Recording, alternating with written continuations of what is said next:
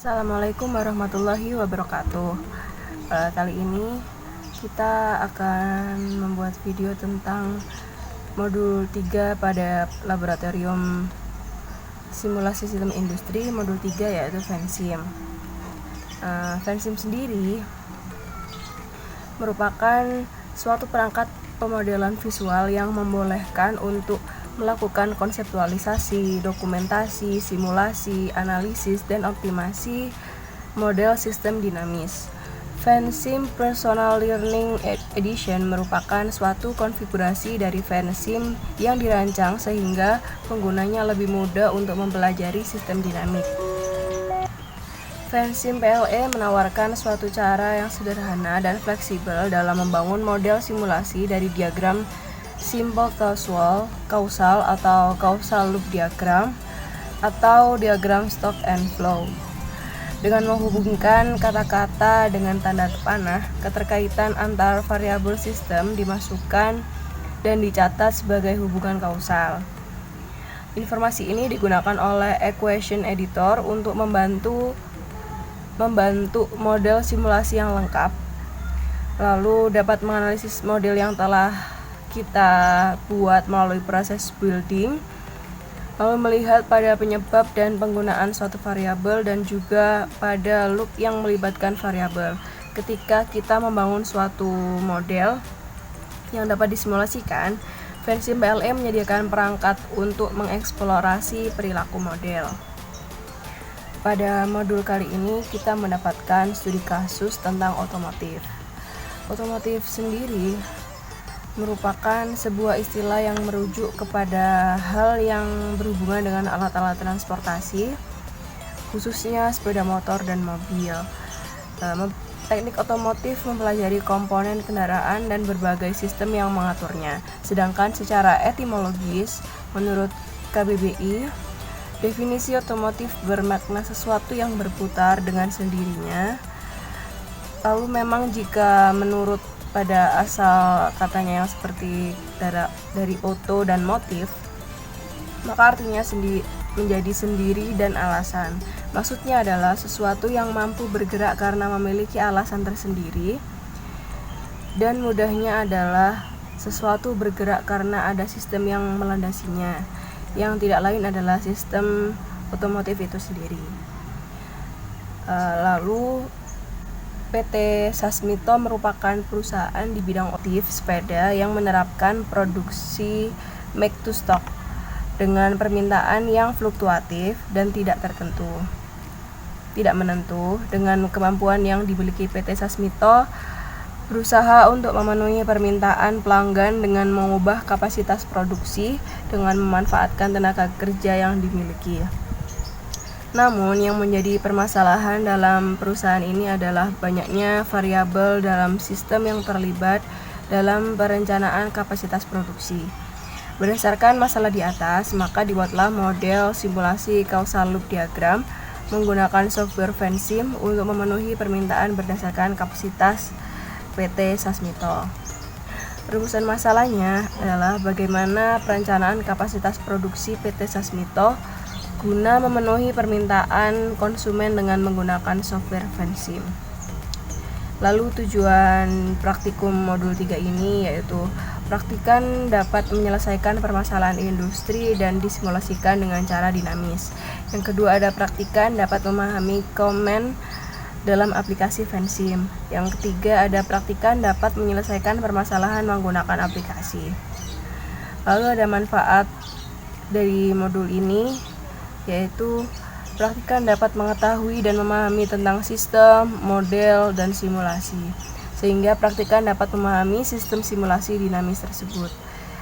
Yang kedua ada praktikan dapat menggunakan aplikasi FENSIM, lalu praktikan dapat menganalisis permodelan simulasi dalam FENSIM. Oke, di sini saya akan melanjutkan mengenai pembuatan CLD dan stock flow diagram menggunakan FENSIM. Pertama yang harus dilakukan adalah kita klik new model yang tersebelah kiri atas, lalu kita akan menemukan isian seperti ini. Ada initial time, final time, time step, dan unit for time. Yang saya gunakan di sini initial time atau waktu pemodelan ini pertama kali dibuat adalah tahun 2020. Untuk final time-nya kita gunakan tahun 2025 atau 5 tahun ke depan. Nah, untuk unit for time-nya, karena ini merujuk pada tahun, kita ganti ke year. Setelah itu kita klik OK. Nah, setelah sudah jadi, kita bisa langsung klik ke variabel untuk membuat variabel dari CLD, causal loop diagramnya. Di sini studi kasus saya adalah tentang produksi sepeda, maka langsung kita ketikkan untuk pembuatan variabelnya produksi sepeda. Set. Oke. Setelah itu kita tambahkan variabel-variabel lain yang mendukung tentang produksi sepeda ini. Di antaranya ada bahan baku sepeda, lalu ada daerah gagal produksi,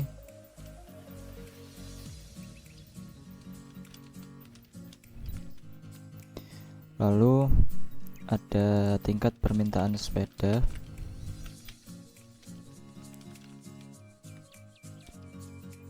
lalu ada luas area produksi, ada kapasitas produksi, ada stok sepeda, ada pemakaian sepeda, ada harga sepeda, ada ekspor sepeda, impor sepeda, lalu ada jumlah tenaga kerja. Ini bisa kalian sesuaikan dengan studi kasus masing-masing. Kebetulan ini saya dengan sepeda, maka saya membuatnya seperti ini. Nah, karena ini tempatnya masih acak-acakan, kita bisa sesuaikan sesuai dengan keinginan kita dengan cara move atau size. Kita klik yang mau digeser, lalu tinggal drag, nanti otomatis akan tergeser sesuai dengan tempat yang kita inginkan. Nah, karena di sini namanya causal loop diagram, maka untuk membuat loop atau putaran-putaran kita gunakan arrow ini, tools arrow ini. Nah, kita lalu pilih variabel mana yang akan berhubungan dengan variabel apa. Contohnya ini adalah daerah gagal produksi. Nah, daerah gagal produksi akan mempengaruhi dari produksi sepeda, seperti itu, dan seterusnya hingga membentuk suatu loop atau putaran dari pemodelan dinamis ini. Langsung saja untuk bahan baku sepeda juga akan mempengaruhi produksi sepeda, lalu luas area produksi juga akan mempengaruhi produksi sepeda, kapasitas produksi mempengaruhi produksi sepeda, juga mempengaruhi tenaga kerja. Lalu tenaga kerja mempengaruhi produksi sepeda, juga mempengaruhi tingkat permintaan. Nah, produksi sepeda akan mempengaruhi stok. Lalu gagal produksi akan mempengaruhi stok juga. Pemakaian akan mempengaruhi stok. Impor mempengaruhi stok. Stok sepeda ini mempengaruhi ekspor. Dan stok PP mempengaruhi harga sepeda. Oke, nah ini ada beberapa dari variabel yang dia membentuk suatu loop putaran. Lalu ini ada timbal balik, positif dan negatifnya. Contohnya seperti kapasitas produksi dan jumlah tenaga kerja. Jumlah tenaga kerja juga mempengaruhi kapasitas produksi.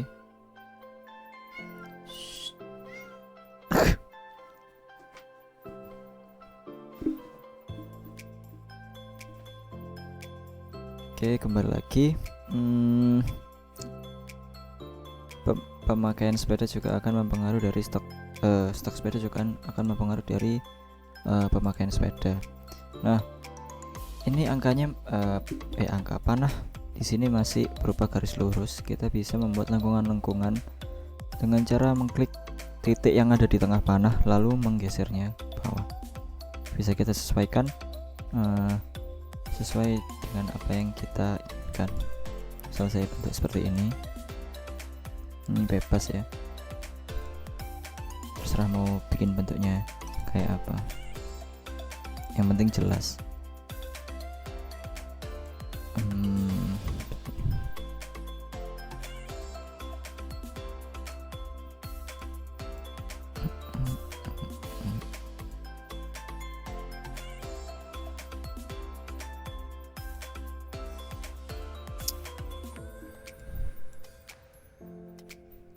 Nah, setelah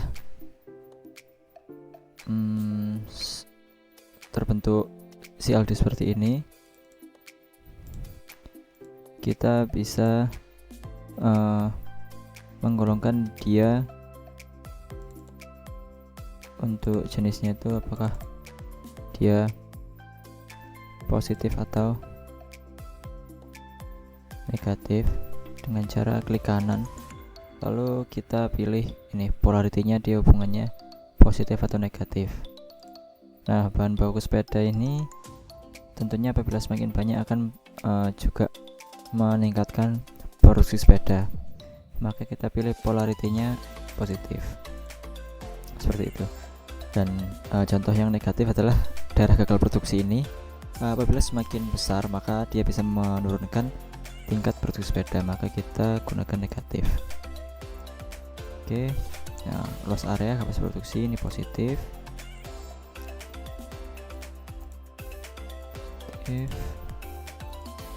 Lalu baca ini negatif, ini negatif, lalu ini positif. Untuk stok sepeda, pemakaian sepeda meningkat, stok sepeda ini positif, dan seterusnya sesuai dengan studi kasus kalian masing-masing.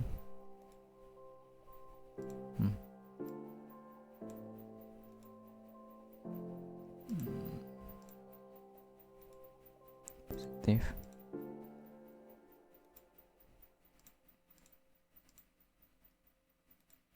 positif, terakhir ini positif. Nah, sudah selesai ini pembentukan dari CLD dari produksi sepeda. Selanjutnya kita simpan, misal kita namai seperti ini, terserah, bebas. Oke, selanjutnya setelah kita selesai membuat CLD, kita akan membuat stock flow diagramnya dari produksi sepeda, studi kasus produksi sepeda. Langkah yang pertama sama, kita buat initial time-nya 2020, final time-nya 2025, unitnya tahun, kita klik OK. Nah, pertama kita gunakan level ini untuk mengidentifikasi. Pertama kita jumlah permintaan sepeda,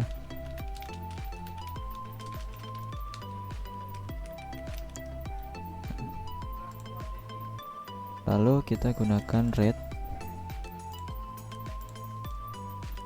Di sini kita peningkatan permintaan. Nah, rate, level dan lain-lain di sini tuh nantinya akan mempengaruhi perhitungan dari studi kasus yang kita buat.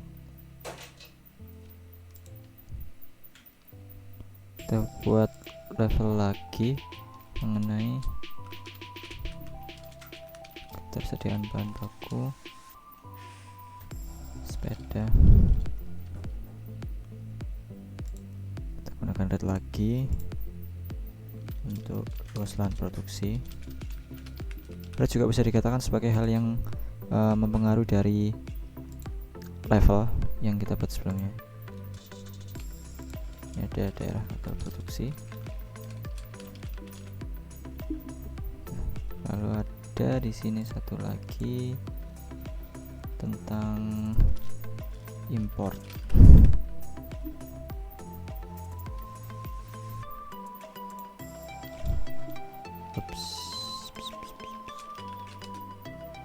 Nah, setelah kita buat rate dan levelnya, lalu kita juga buat variabel-variabel apa yang mempengaruhi dari rate dan level ini. Kita klik variabel. Untuk peningkatan permintaan, yang mempengaruhi adalah persentase permintaan. Lalu kita buat untuk penurunan permintaan yang mempengaruhi adalah persentase penurunan. Kita lihat persentase penurunan. Oke, lalu kita hubungkan dengan arrow. Juga ini dihubungkan dengan arrow. Nah, untuk jumlah permintaan sepeda nantinya juga akan mempengaruhi ketersediaan bahan baku sepeda, maka juga kita hubungkan dengan arrow. Seperti ini. Oh, ada satu lagi yang terakhir. Untuk impor ini dipengaruhi oleh permintaan pasar, maka kita buat variabel permintaan pasar dan hubungkan dengan arrow. Oke, setelah stock flow diagram terbentuk, langkah selanjutnya adalah menentukan rumus-rumus perhitungan dari masing-masing level dan rate ini. Pertama kita klik efek equation. Nah, di sini kita akan melihat kotak hitam. Ini menandakan bahwa variabel rate level di sini tuh masih belum memiliki equation atau persamaan perhitungan. Lalu kita buat saja untuk persentase permintaan. Ini unitnya, karena persentase kita masukkan persen, dan equationnya ini bebas, terserah sesuai dengan studi kasus. Mungkin untuk ini dibuat 0,5. Lalu kita klik OK. Sama persentase penurunan, unitnya kita isi persen, equationnya kita buat sedikit lebih rendah, mungkin 0,4. Oke.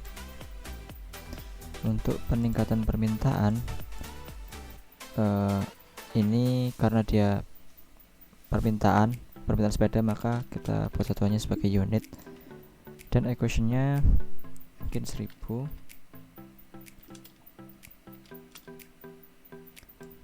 dikalikan dengan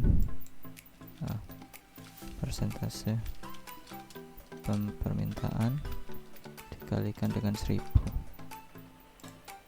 Oke, juga persentase penurunan dikalikan dengan 1000. Unitnya kita isi dengan unit. Oke. Untuk jumlah permintaan sepeda ini otomatis karena dia sudah ada dari rate-nya. Unitnya kita isi unit, dan initial value-nya sesuaikan aja. Di sini saya isi 1000.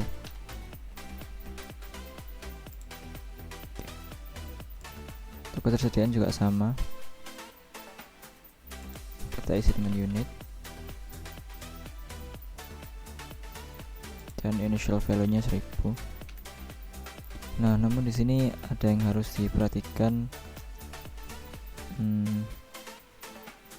dari rumus yang ada. Di sini kurang adanya dijumlah dengan jumlah permintaan sepeda, maka kita tambahkan jumlah permintaan sepeda.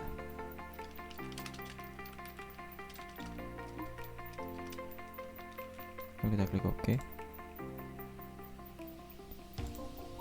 Untuk daerah gagal produksi ini kita gunakan satuan hektar. Mungkin ini kita buat 200. Ini juga hektar, kita buat sedikit lebih tinggi 800. Lalu ini ada impor dan permintaan pasar. Untuk impornya kita juga unit, equationnya bikin permintaan pasar dikali 1. Untuk permintaan pasarnya unit, mungkin kita bisa buat 500. Oke. Nah, setelah semua equation terisi, lalu kita bisa simulate. Terlebih dahulu disarankan untuk save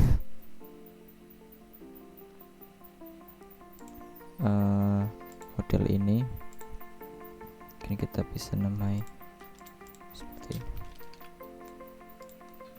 Oke, lalu kita simulate.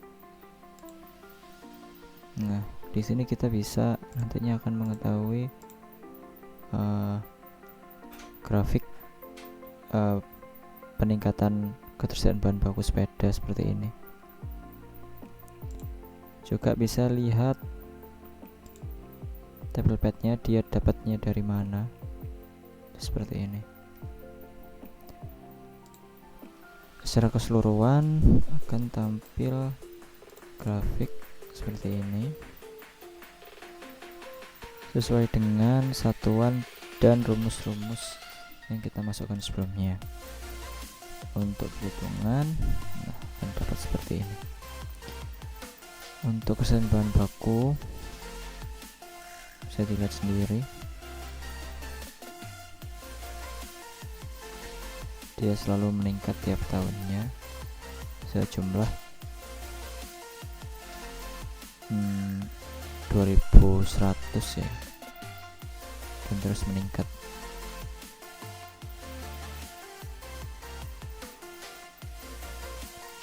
Oke, kurang lebih itu untuk pembuatan CLD dan stock flow menggunakan Vensim untuk pemodelan dinamis. Kurang lebihnya mohon maaf. Wassalamualaikum warahmatullahi wabarakatuh.